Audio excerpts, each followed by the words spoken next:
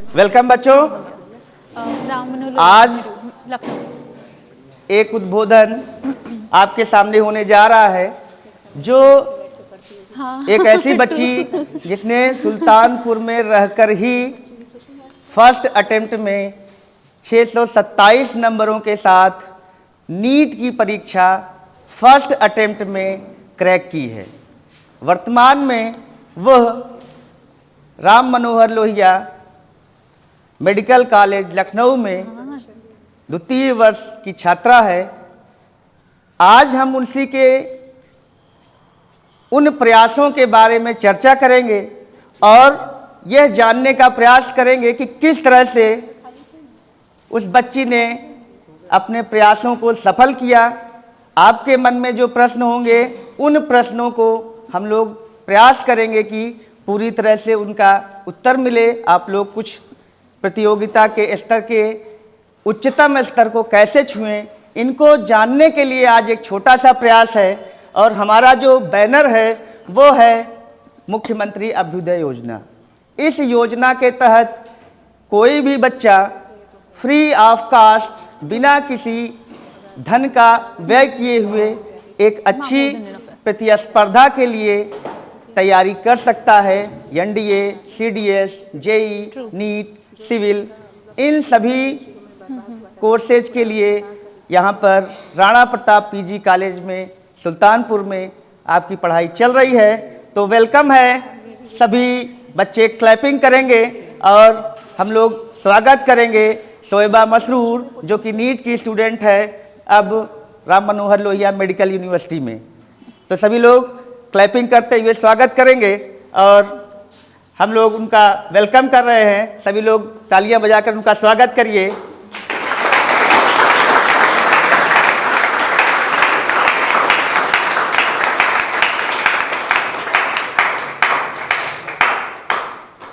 तो coordinator ma'am से आग्रह है कि वो भी आए और मैम को जरा बुलाया जाए। आइए मैम का भी स्वागत तालियां बजाकर आप लोग करिए। तो मैम कुछ कहना चाहेंगी। पहले मैम का एक शॉर्ट उद्बोधन आप, इसके बाद हम लोग जानेंगे कि किस प्रकार से उन्होंने तैयारी की। जानना तो इनका जरूरी है। Good afternoon all of you. और आप लोग के सामने एक बहुत अच्छी मोटिवेशनल स्पीकर हैं जो आप लोग अभी तैयारी तो कर रहे हो। सबको पता है कि हार्ड वर्किंग बहुत ज़रूरी है, लेकिन तैयारी में कभी कभी ऐसा होता है कि जब हम लोग एक्सेस कभी कभी होता है ना, बहुत पढ़ लेते हैं फिर भी कभी कभी क्वेश्चन नहीं सही होता है, हम लोग डिमोटिवेट होते हैं। तो उस समय खुद को कैसे बैलेंस करना है, और हमारे सामने बहुत रिसोर्सेज होता है। हम लोग कभी कभी यूट्यूब पे भी देख लेते हैं, लगता है ये भी पढ़ लें वो भी पढ़ लें, लेकिन आपका जो एग्ज़ाम होगा वो तो कम समय में ही होता है ना, उसका भी डेट डिसाइड होता है। ऐसा तो नहीं होता है कि 5 साल का समय मिलता है, 3 साल का समय मिलता है। हर 6 मंथ वन ईयर में आपके कोई ना कोई एग्ज़ाम होते हैं। तो कम समय में कैसे आप बेटर प्रिपरेशन करो, खुद को कैसे मोटिवेट करो और अपनी पंक्चुअलिटी बनाए रखो। और मैम आपको बताएंगी कैसे उन्होंने डिसिप्लिन में रह के इस एग्ज़ाम की तैयारी की है। तो अब आप ही शुरू करिए, बताइए बच्चों को, ठीक है? So good afternoon everybody. I will start first of all with introducing myself. That is the key to a good conversation. And we'll try to keep it a one-to-one conversation. आपके मन में कुछ doubts हो आप उसको पूछ सकते हैं, ये नहीं है कि एक साइडेड हो, ठीक है? So myself Soheba Masroor, I'm currently pursuing MBBS from Dr. Ram Manohar Lohia Institute of Medical Sciences, Lucknow. I'm currently in pre-final year.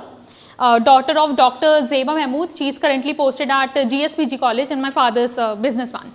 So I did my schooling from a building beside here only. It's Stella Maris Convent School, Sultanpur.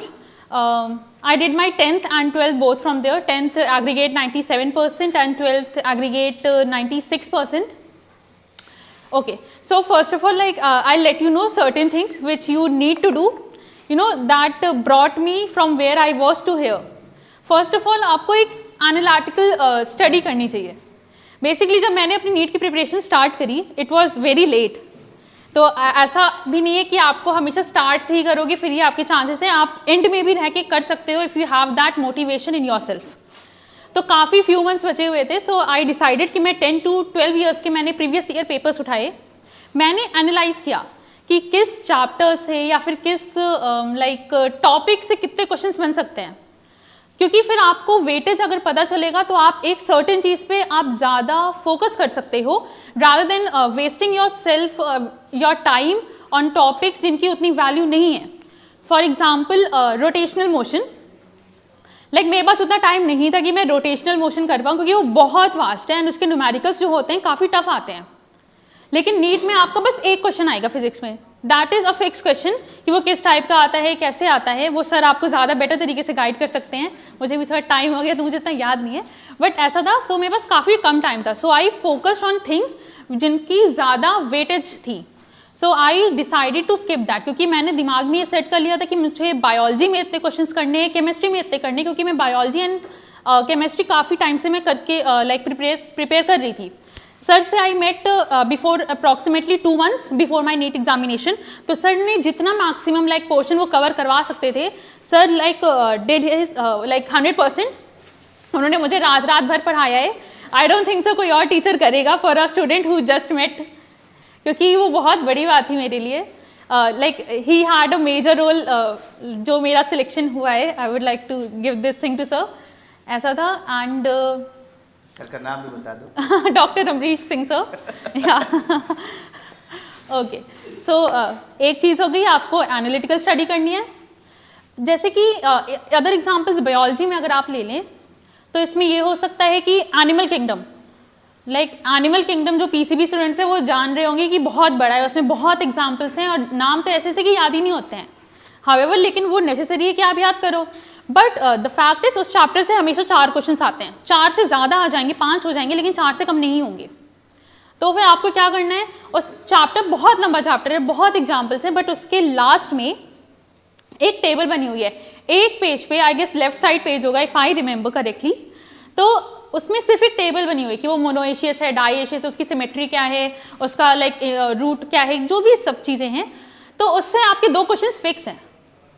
मैंने 10 से 12 साल के paper तक इतना जो analyse कर लिया test series वगैरह देके कि मुझे पता चल गया कि अगर मैं इस चीज़ को तो मुझे नहीं छोड़ना, क्योंकि यहाँ से फिक्स क्वेश्चन है। तो एटलीस्ट अगर आप ज़्यादा पूरा चैप्टर नहीं कर पा रहे हो तो आप 2 क्वेश्चन तो वो छोड़ो ही मत, कि आप वो टेबल मत छोड़ो। जैसे कि फिजिक्स में यूनिट्स एंड मेजरमेंट चैप्टर से आपके 1 या 2 क्वेश्चंस हमेशा फिक्स रहते हैं, and those are very very simple questions as compare to other chapters. So you better not lose it. आपका एरर से एक क्वेश्चन हमेशा फिक्स रहता है। ये सब चीज़ें मुझे सर ने बताई थी। एंड एक रे ऑप्टिक्स में एक टॉपिक है प्रिज्म। सर ने मुझे एक एडवाइस दिया था, वो बहुत पीक टाइम चल रहा था, बहुत कम दिन बचे हुए थे एग्जाम को, मैं बहुत स्केयर्ड थी कि होगा सिलेक्शन, न्यूमरस थॉट जो आते हैं, डिप्रेशन थोड़ा सा होता है, थोड़ी एंजाइटी होती है कि कर पाऊंगी नहीं कर पाऊंगी, क्या क्या पढ़ूँ क्या ना पढ़ूँ, बहुत कन्फ्यूजन रहती है, there is a lot of going thing, right. Sir ने मुझे बताया एक प्रिज्म का क्वेश्चन रहता है, उसमें एक फिगर रहता है और क्वेश्चन बड़ा लंबा चौड़ा होता है। तो काफ़ी लोग तो उसे देखकर ही छोड़ देते कि ये तो नहीं होगा, बट दैट क्वेश्चन अगर तुम वो पर्टिकुलर क्वेश्चन कर लो, so that will make you go 500 rank up. And वो क्वेश्चन इतना सिंपल तरीके से सर ने मुझे समझाया था। फिर सर ने मुझे ये बोला, सर ने मुझे एक बुक सजेस्ट करी थी, यूनिवर्सल फॉर सॉल्विंग MCQs। तो मैंने वो ऑर्डर कर ली थी, क्योंकि कोविड टाइम था, जाके ले नहीं सकते थे, मैंने ऑर्डर कर ली। वो सर ने मुझे वो प्रिज्म वाले 2-3 क्वेश्चंस करा दिए as an example, and as a obedient student मैंने वो सारे क्वेश्चंस यूनिवर्सल से कर डाले। फिर नीट में वो आया भी, क्योंकि वो हमेशा फिक्स क्वेश्चन रहता है, एंड वो मेरे से बहुत ईजिली हो गया।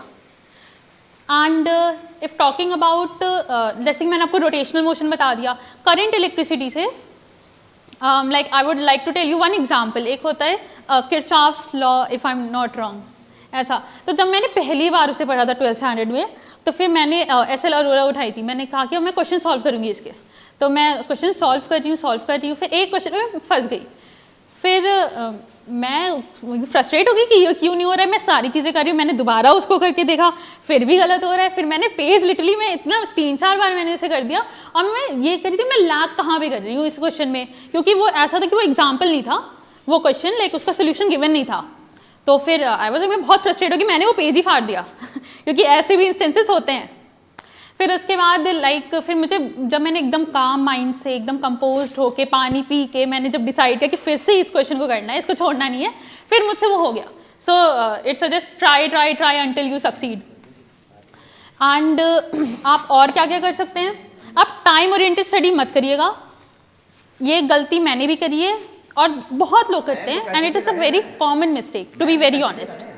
टाइम ओरिएंटेड स्टडी करेंगे तो उससे I don't think so that will take you anywhere कि मैं एक टाइम टेबल बनाऊंगी जिसमें मैं 8 बजे 7 बजे जितने बजे भी उठूंगी, एंड फिर उसके बाद मैं 2 घंटे ये पढ़ूंगी फिजिक्स, 2 घंटे केमिस्ट्री, 2 घंटे बायो, इतने दिन इतने बजे खाना खाऊंगी, इतने बजे सोऊंगी. Please don't do that, because you not a machine, you not a robot, you are a human, accept that.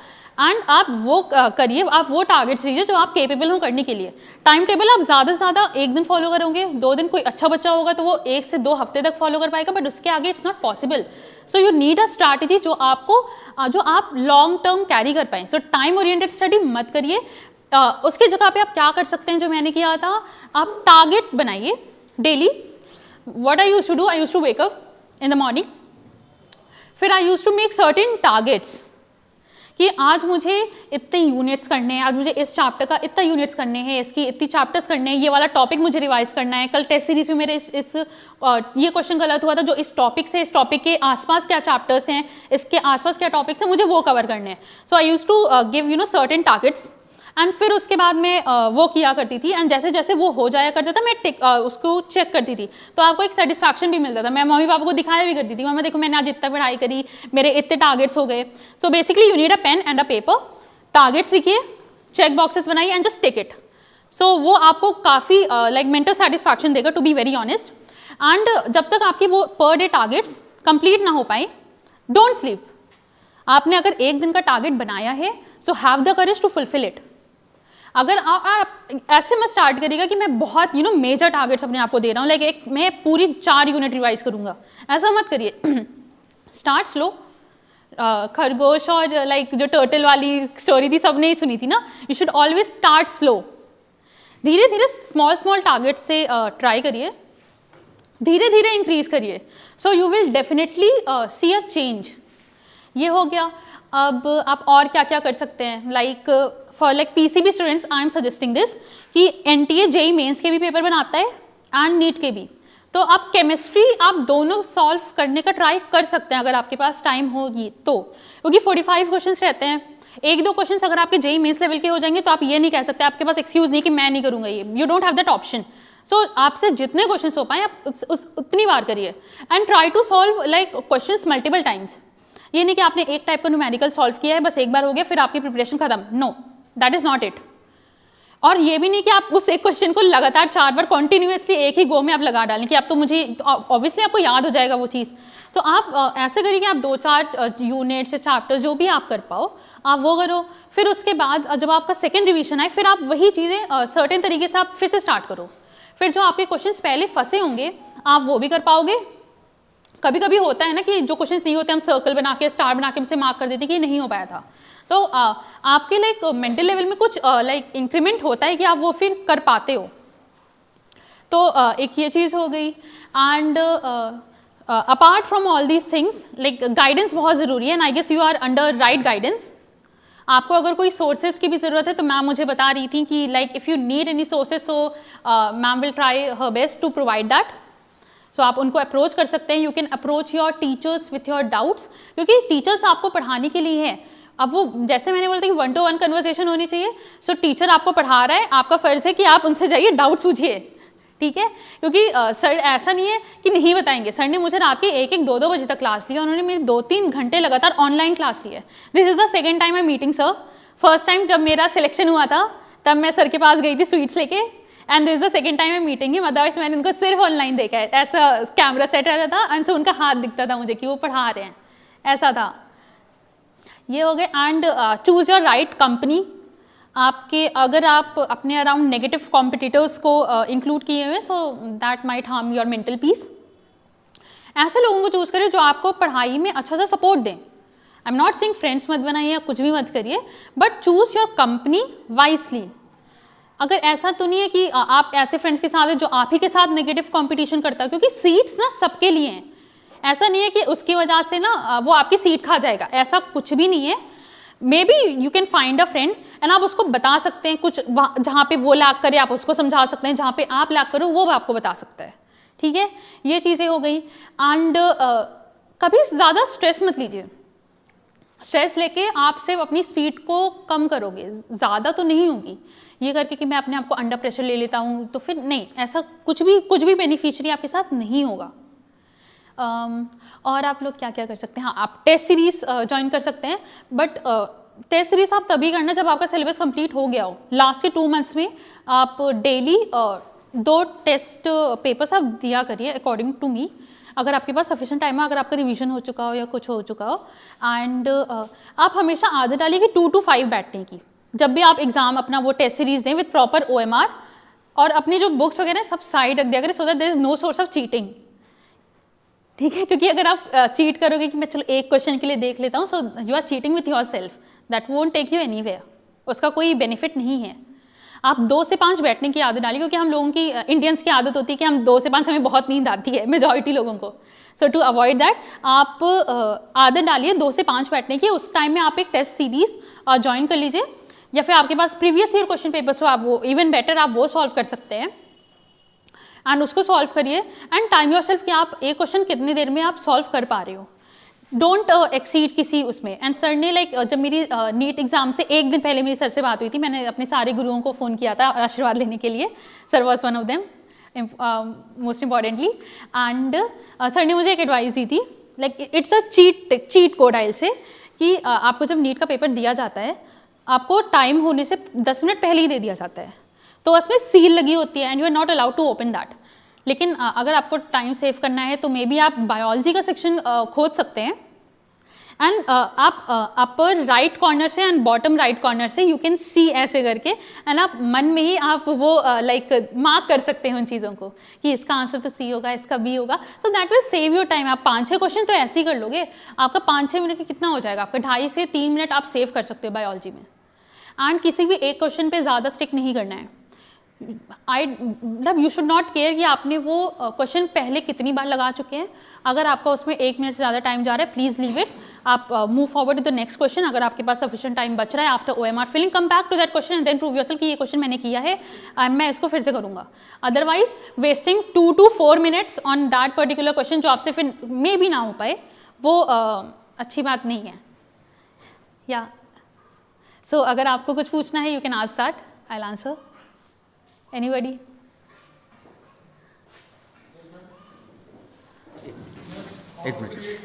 एक मिनट। तो बच्चों से आग्रह है कि अगर वो उनके पास कोई प्रश्न हो तो उनके पास एक माइक जाएगा और उसके थ्रू वो लोग अपने क्वेश्चन को पूछेंगे, ठीक है। तो जिनको क्वेश्चन पूछना हो हाथ उठा लें, उनके पास वो माइक जा रहा है। तो बच्चों में से जो भी क्वेश्चन पूछना है उनको। How to create study strategy. हाँ, as I told you, time oriented study नहीं करना है। The best and the most efficient way of you to study would be according to me कि आप टारगेट्स बनाइए डेली, कि मुझे आज अगर आपने एक टॉपिक उठाया है कि मुझे एक ये वाला टॉपिक करना है, फॉर एग्जाम्पल मुझे करंट इलेक्ट्रिसिटी करनी, जो कि अपने आप में एक पूरी यूनिट है, वो चैप्टर ही एक यूनिट है। तो उससे इस आपने किरचॉफ्स लॉ फॉर एग्जाम्पल उठा लिया, आप उसके सारे क्वेश्चंस कर डालिए, सो दैट उससे अगर कोई क्वेश्चन आए तो वो आपसे गलत ना हो, या फिर वो आप एटलीस्ट फेमिलियर हो उस क्वेश्चन से, क्योंकि जब आप प्रैक्टिस करोगे again and again, so obviously you will master that. Right, thank you ma'am. Anybody else?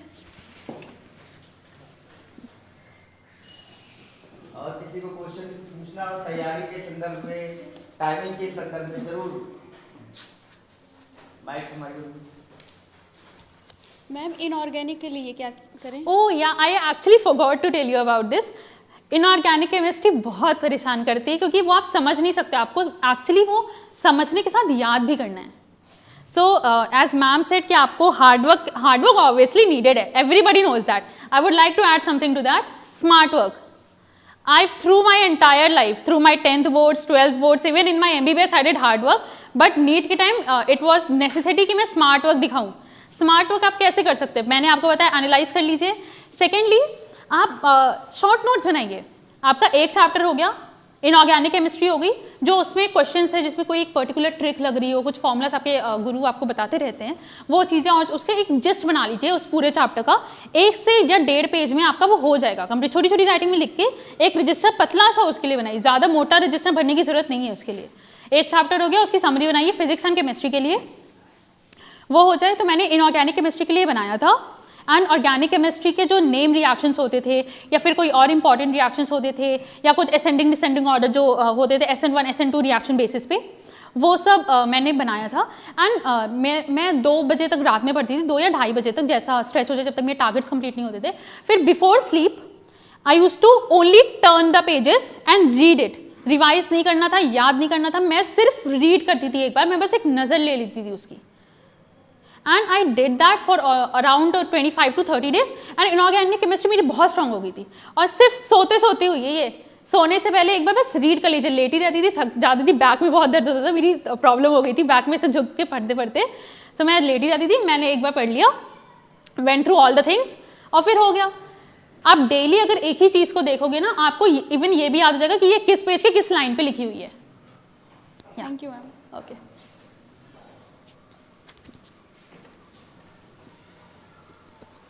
Ma'am जैसे कुछ चीज़ें ऐसी होती हैं जो हमें समझ में नहीं आती, बार बार पढ़ने पर भी समझ में नहीं आती, तो उसके लिए हम क्या कर सकते हैं? जैसे मैंने एग्जाम्पल बताया किरचॉफ लॉ, मुझे करने भी नहीं, मुझे तो समझ में आ गई थी फिर भी नहीं हो रही थी मुझसे, तो मैंने क्या, आई स्किप दैट। आप YouTube की हेल्प ले सकते हैं, आप डाउट्स क्लियर करने के आ सकते हैं, क्योंकि YouTube पे बहुत, मतलब सर तो YouTube पे भी आ गए, मैंने उनके वीडियोस देखे काफ़ी।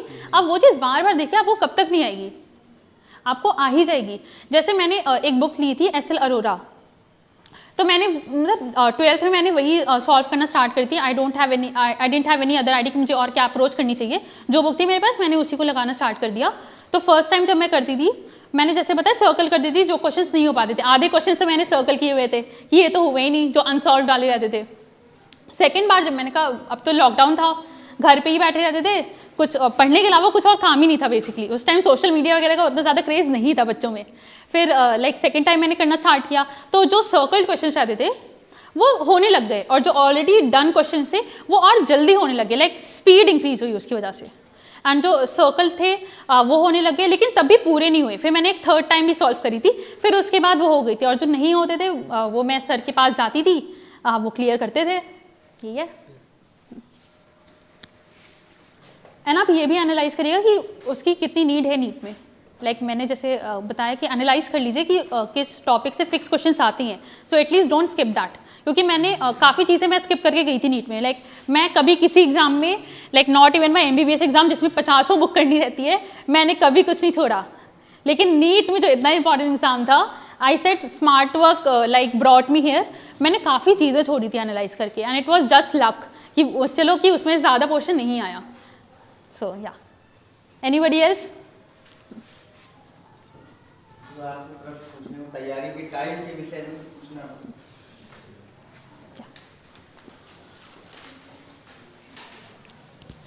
मैम जैसे किसी भी कॉम्पिटिटिव एग्जाम की तैयारी कर रहे होते हैं, तैयारी करते हैं, काफ़ी दिन हो जाता है, फिर मॉक लगाते हैं, पर नंबर उस लेवल पे नहीं बढ़ता है, पर उस लेवल पे नहीं बढ़ता जैसे हम चाहते हैं, तो फिर मन करता है कि अब छोड़ ही दे, फिर दोबारा फिर ये तो होता ही, तो मेरे साथ भी हुआ है। पर उस लेवल पे नहीं बढ़ पाता नंबर ना। एक साथ नहीं होगा, ये नहीं होगा कि आपके 100 नंबर डायरेक्टली हो जाएंगे, 1-2 नंबर इंक्रीज होते हैं। हाँ बस वही तो। 1 ही 2 होते हैं। 2 महीने लगातार टेस्ट सीरीज आप सॉल्व करेंगे, then you will see major changes. और वो भी नहीं हुआ, take a drop and then try next year.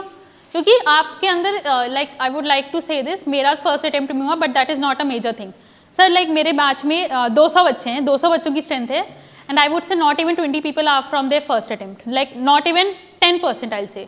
ज़्यादा से ज़्यादा जो लोग कौन है, ड्रॉपर्स हैं। एंड आई विल से कि जो मेरे यहाँ का टॉपर है दैट इज़ अ ड्रॉपर। सो ऐसा नहीं है कि ड्रॉपर्स के वहाँ कुछ दिमाग कमज़ोर है या कुछ भी, वो किसी रीज़न से नहीं हो पाता, and we are nobody to जज दैट। तो you can take a drop, आपको जितना टाइम आपको लेना है आप लीजिए, बट एटलीस्ट एक रिजल्ट अटेन करिए। ओके मैम, प्रैक्टिस मतलब जैसे पिछले ईयर की वो क्या कहते हैं, प्रीवियस ईयर क्वेश्चन कहाँ से देखें सर मैम? जैसे बुक आता है तो बुक से लें या जो पेपर आता है पेपर? यूनिवर्सल मैंने एक बुक लिया था, यूनिवर्सल में प्रीवियस ईयर क्वेश्चंस रहते थे, लाइक एम्स लेवल के भी रहते थे, जब एम्स एग्जाम होता था, जब जिपमर एग्जाम्स होता था वो भी गिवन रहते थे, एंड काफ़ी नीट के भी रहते थे उसमें। एंड प्रीवियस ईयर क्वेश्चंस जो प्रीवियस ईयर पेपर्स रहते हैं मैं वो भी अलग से सॉल्व करती थी, मैंने उनका प्रिंट निकलवा लिया था। एंड फिर लास्ट 15 डेज में मेरे पापा यूज टू टेस्ट मी, उनके सामने बैठ के 2-3 घंटे मैंने पेपर दिया कि मैं कहीं चीटिंग ना करूँ। फिर उसके बाद मैंने OMR भी उसी 3 घंटे में आपको फिल करने की प्रैक्टिस करनी है। फिर मेरे पापा ने लिटरली उसे चेक किया है, तो मेरे कितने नंबर बने थे, 500 समथिंग बने थे, 515 बने थे। Okay ma'am.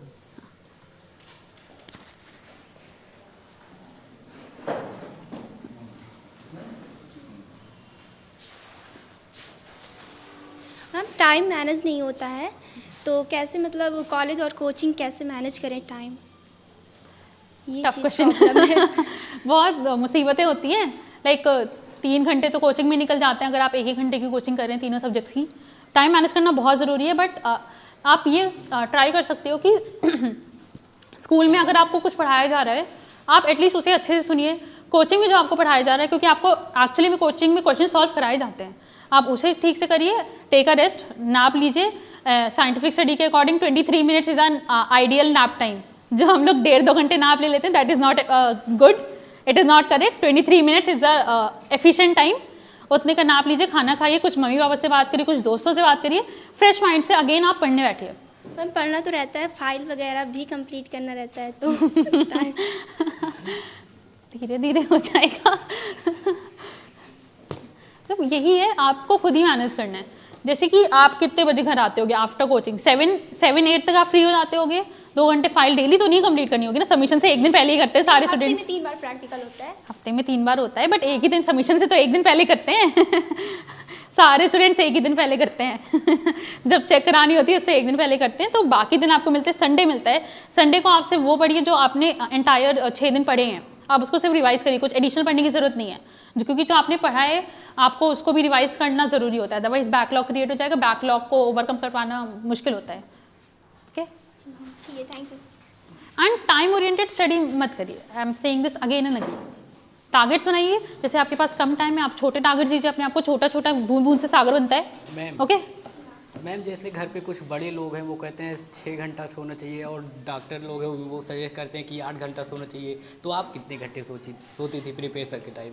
कभी किसी ने बोला ही नहीं 8 घंटे सोना है। 6 to 8 आवर्स एक रेंज होती है according to your age, like now that when I am studying MBBS मुझे पता है। एंड नीट एग्जाम में मैंने आपको बताया मैं 2 या 2:30 बजे सोती थी, फिर 3 बजे तक या 2:45 तक नींद आने में लग जाता था, फिर मैं 7-7:30 बजे उठ जाती थी, मेरे मम्मी पापा मुझे उठा देते थे, फिर 8 बजे, ठीक है। लेकिन मैंने 5 घंटे से कम मैं नहीं सोई हूँ अंटिल माई MBBS जर्नी। मेरे अभी नवंबर से सिर्फ एग्ज़ाम दे रही हूँ मैं फरवरी तक, क्योंकि पहले एक प्री प्रोफेशनल एग्ज़ाम होते हैं, लाइक प्री बोर्ड्स जैसे 1 महीने का गैप होता है, फिर आपके प्रोफेशनल एग्जाम्स होते हैं, फाइनल एग्जाम्स, एंड उससे पहले आपके टर्मिनल्स भी होते हैं सितंबर। क्योंकि मेरा एक पर्सनल एम था, क्योंकि मेरी हमेशा से टाइप ए पर्सनैलिटी रही है, जूनियर KG से हमेशा फर्स्ट आई हूँ, मम्मी पापा ने कभी सेकंड आने ही नहीं दिया। बोर्ड्स में भी हमेशा से PCB स्ट्रीम में टॉप कर लिया, 10th में टॉप किया था डिस्ट्रिक्ट, फिर उसके बाद नीट भी फर्स्ट अटेम्प्ट में हुआ, सो I was in my Lala world कि अब तो मुझे गोल्ड लाना है। अपने आप को ये वो दे दिया, मम्मी पापा ने कहा बस पास हो जाओ लेकिन वही बहुत है, बट आई वॉज लाइक नहीं मुझे गोल्ड लाना है। तो इतना ज़्यादा सिलेबस रहता था, गोल्ड स्टैंडर्ड बुक से अगर आप पढ़ रहे हो तो बहुत टाइम टेकिंग होती है। आई यूज टू लाइक सितंबर से मैं सिर्फ 4 घंटे सोई हूँ, सिर्फ 4 घंटे। मैं 23 को घर आई हूँ, मैं 3 दिन मैं सिर्फ सोई हूँ। मैंने मम्मी पापा से बोला था मेरे को उठाना मत मेरे को मत उठाना, मैं सितंबर से नहीं सोई हूँ। फेस्टिवल्स वगैरह मैं कुछ नहीं, मैं घर ही नहीं आई हूँ बिल्कुल भी। मेरे मम्मी पापा के आई वॉज इन लखनऊ पास ही में, मम्मी पापा मेरे को विजिट करने आते थे। सितंबर से 4 घंटे ज़्यादा नहीं सोई हूँ। 8 to 5 मेरा कॉलेज जाता था, और मेरा ये था कि हॉस्टल आऊँगी, सो जाऊँगी, तो लाइब्रेरी में आई यूज टू स्टे।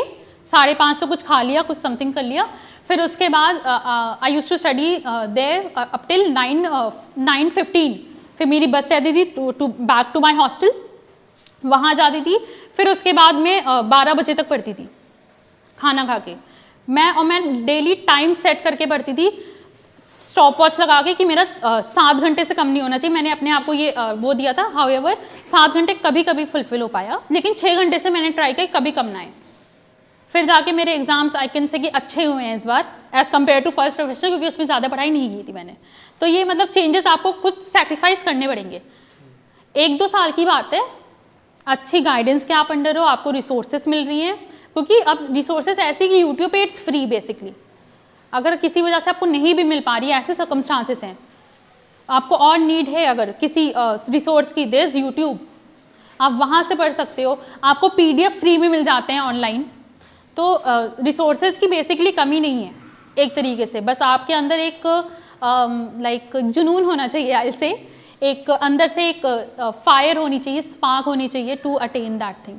एंड 1-2 साल की बात है, अभी कर लीजिए, फिर उसके बाद आपके पास डॉक्टर का टैग लग जाएगा, इंजीनियर का टैग लग जाएगा, सो that will be all worth it.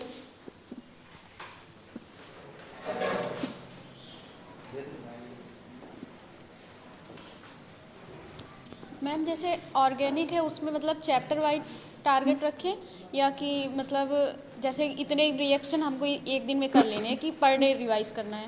That's according to you कि आपने, आपकी प्रिपरेशन कैसी है, आपका लाइक याद करने का तरीका, आपकी लर्निंग पावर, आपकी मेमोराइजिंग पावर, आपकी फेचिंग पावर आपकी कितनी है। That's according to you. आप अपने आप को मुझसे बेहतर जानते हो। लाइक आई न्यू कि मैं कहाँ पे लैग कर रही हूँ ड्यूरिंग माई नीट प्रिपरेशन। जैसे मैंने कहा कि अब रोटेशनल मोशन मेरे पास सिर्फ 15 या 20 दिन बचे हुए थे, मुझसे नहीं हो पाता। भले ही एक क्वेश्चन मेरे को 4 नंबर ज़्यादा होती, मेरी रैंक और अच्छी आती, लेकिन मुझे पता था कि अगर मैं ये करने बैठूंगी तो मैं पुराना फिर रिवाइज नहीं कर पाऊंगी, पुराना नहीं रिवाइज करूंगी तो वो भी नहीं हो पाएगा, ये भी नहीं हो पाएगा। So you know your self better than anybody else. आपको पता है कि आप एक दिन में कितना रिटेन कर सकते हो, एंड इसलिए आप अपने आप को स्मॉल टारगेट से स्टार्ट करो। असेंडिंग ऑर्डर में जाओ, छोटे से बड़ा करिए, ठीक है। आप अपने आप को जानते हो कि आप एक चैप्टर कर सकते हो, एक टॉपिक कर सकते हो, एक यूनिट कर सकते हो, आप वो करिए, फिर धीरे धीरे आप बढ़ाइए, ठीक है। Thank you ma'am.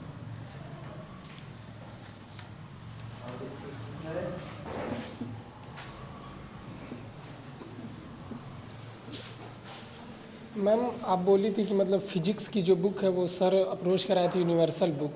केमिस्ट्री और बायोलॉजी की मैम कौन सी बुक लें जिस बुक से मतलब? यूनिवर्सल में आपको तीनों आती हैं, लाइक MCQs के लिए वो बेस्ट बुक है। एंड आई वुड से बायो के लिए आप कुछ एडिशनल मत करिएगा, 90 क्वेश्चन आते हैं, और अब तो ऐसा हो गया है कि एक सेक्शन है, सेक्शन बी करके आई गेस कुछ होता है कि जिसमें 10 क्वेश्चन एडिशनल कुछ रहते हैं, if I am not wrong. तो उसमें आपके 88 क्वेश्चंस आपके फ्रॉम NCERT रहेंगे एवरी डैम टाइम। 2 क्वेश्चंस में भी like I am not even sure कि वो बाहर से आएंगे कि नहीं आएंगे। तो उसके लिए आप एक इतनी मोटी बुक फिर से पढ़ोगे बायोलॉजी के लिए, तो वो आई डोंट थिंक सो उतना आपको बेनिफिट करेगा। आप वही टाइम जो आप इतनी मोटी बुक पढ़ोगे, वही टाइम आप फिजिक्स केमिस्ट्री में लगा लो। क्योंकि मेरे बायोलॉजी टीचर ने मुझे यही बोला था, मैंने उससे पूछा सर कुछ क्वेश्चंस तो सर 1-2 क्वेश्चंस तो आ जाते हैं सर, उनके लिए मैं क्या करूं बायोलॉजी के लिए। सर ने मुझे यही टिप दी कि वो तो सर्टेनिटी है भी नहीं कि वो आएगा कि नहीं आएगा, और अगर आएगा भी तब भी तुम्हारे 88 क्वेश्चन तो सही होंगे, उतने ही टॉपर्स के होते हैं। तो उन 88 क्वेश्चन पे ट्राई करो रादर देन दोज 2 क्वेश्चन, और वही टाइम आप फिजिक्स केमिस्ट्री में लगा दीजिए। एंड MCQs प्लीज़ प्रैक्टिस करिएगा, MCQs बहुत ज़्यादा प्रैक्टिस करिएगा टाइमर लगा के।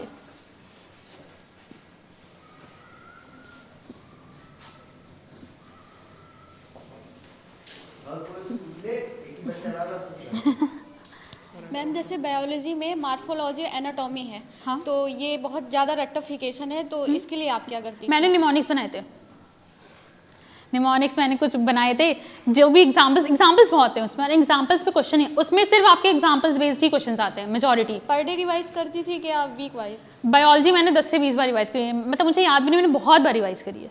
बायोलॉजी में आपको 2 बुक करनी है इतनी बड़ी, बस फिजिक्स में तो इतनी करनी है, केमिस्ट्री में इतनी करनी है। सो बायोलॉजी एक तरीके से हल्का ही रहता था और 90 क्वेश्चन रहते थे, तो डूएबल है। निमोनिक्स बनाइए एंड कॉन्स्टेंट रिविजन जब करते रहेंगे तो होता जाएगा। Like constant revision is the key, 2 दिन में नहीं आएगा। जितने अच्छे तरीके से आप स्टडी कर लो 2 दिन में कुछ भी नहीं हासिल होता। Consistency is the key, okay.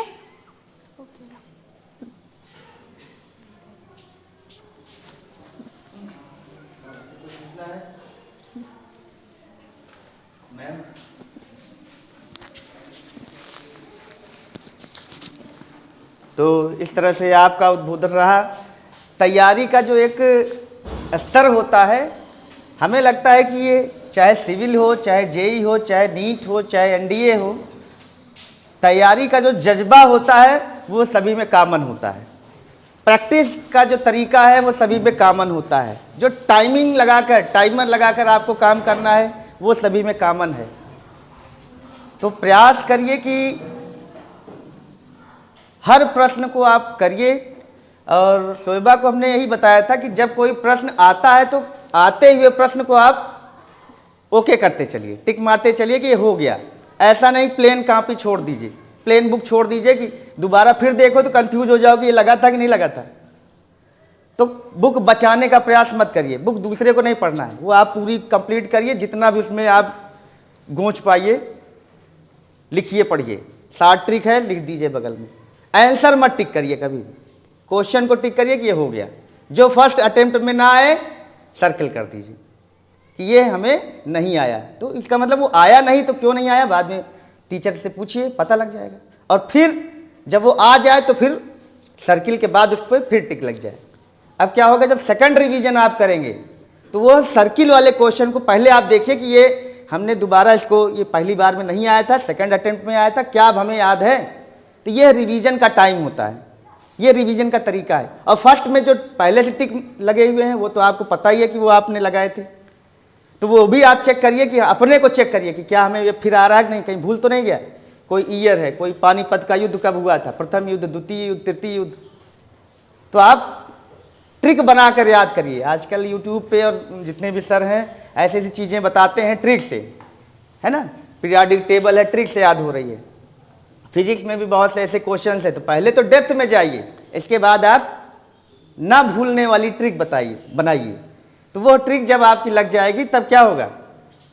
अब ग्रुप स्टडी अगर ग्रुप में कर रहे हैं, लगातार ग्रुप में आप डिबेट कर रहे हैं कि ये कैसे हुआ, ये कैसे हुआ, इसकी और कोई ट्रिक तो नहीं है, तो कभी कभी होता है कि आप लॉन्ग मेथड से वही पढ़ें, वही कोई शॉर्ट मेथड से पढ़ रहा है, तो आपस में शेयरिंग से आपका ज्ञान बढ़ जाता है।